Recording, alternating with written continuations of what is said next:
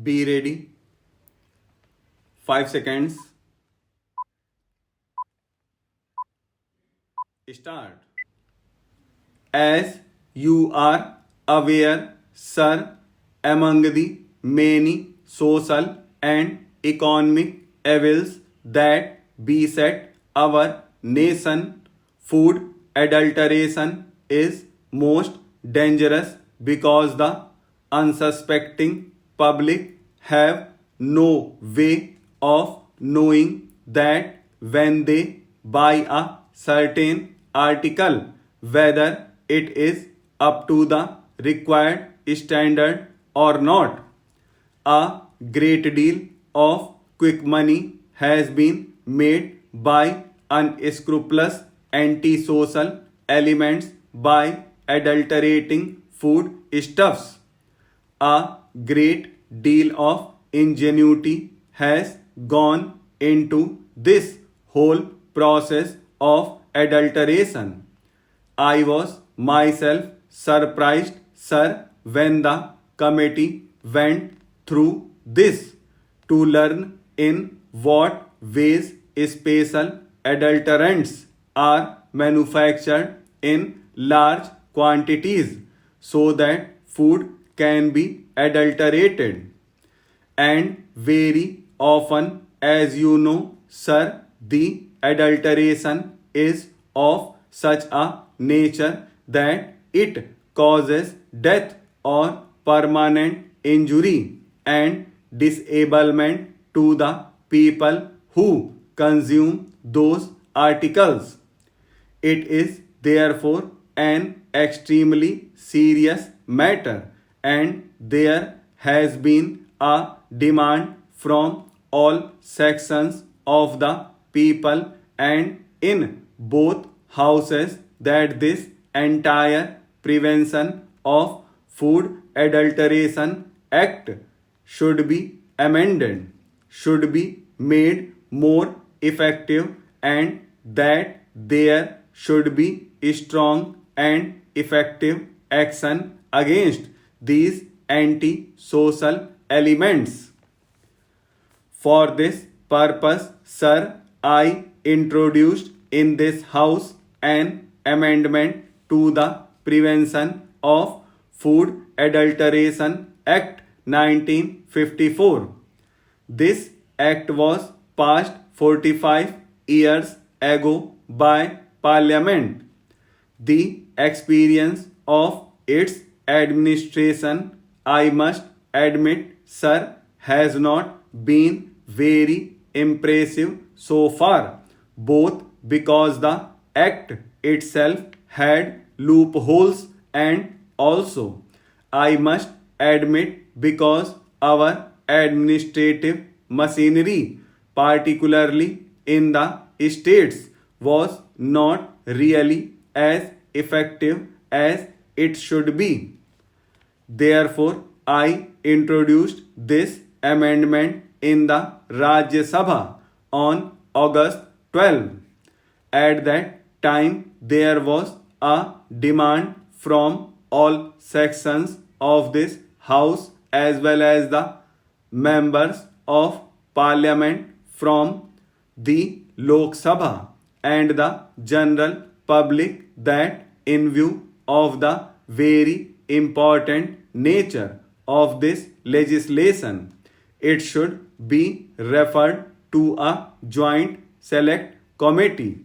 So, in response to that, it was referred to a joint select committee. It had 33 sittings and presented its report. It looked into almost 250 memoranda and discussed this matter for a considerable period of time, about a year. And I would like to express my gratitude, particularly to my honorable friend for his wise and mature guidance of the work of the committee, from which we benefited very greatly, and we took keen interest in the matter. The bill that has now emerged is definitely a great improvement upon the bill that we had originally introduced. Sir, the basic effort in this bill has been threefold. Firstly, to safeguard the interests of the consumers, because, as I said, it is the unsuspecting consumer, and particularly women and children and weaker sections of the society who are the main victims of this evil.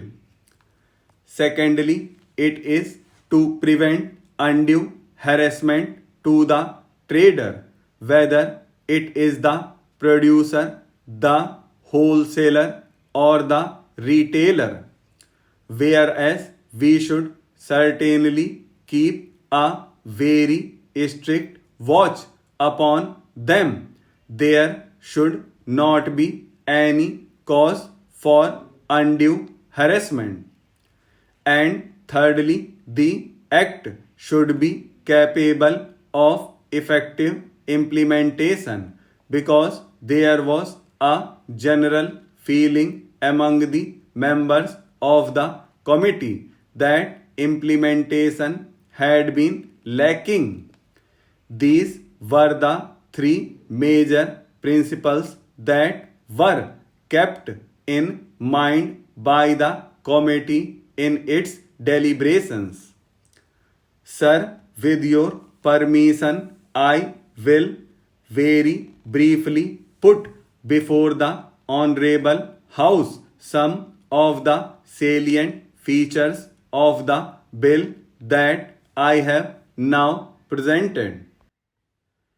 The finest point is that a distinction has been made between adulteration that is capable of easy detection by the eye and adulteration which is not.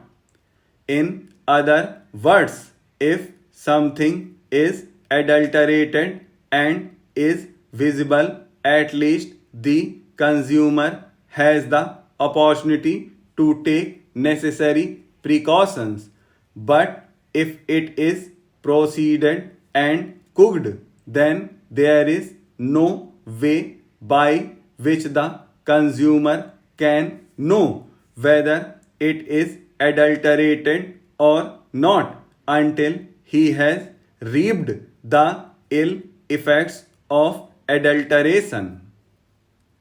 Therefore, we have redefined primary food, and we have now for the first time introduced a graded system of punishments, a graded system of penalties. On the one hand, we have exempted altogether as a result of a lot of evidence that was brought before us primary food which is substandard due to purely natural causes in which there is no human agency and which is primary food, in other words, which is easily visible. In such cases, there is no penalty and it has been taken out of the act. At the other end, for deliberate adulteration which can cause death or grievous injury, we have brought in punishment up to life imprisonment. So, what we have done is this: we have these 5 categories. Primary food adulterated due to purely natural causes is exempt. Then there is injurious and non injurious adulteration.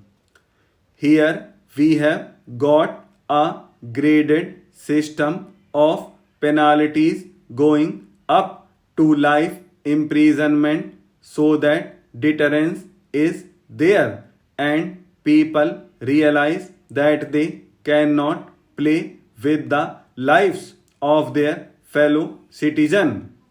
On the other hand, non guilty people are brought within the mischief of the act.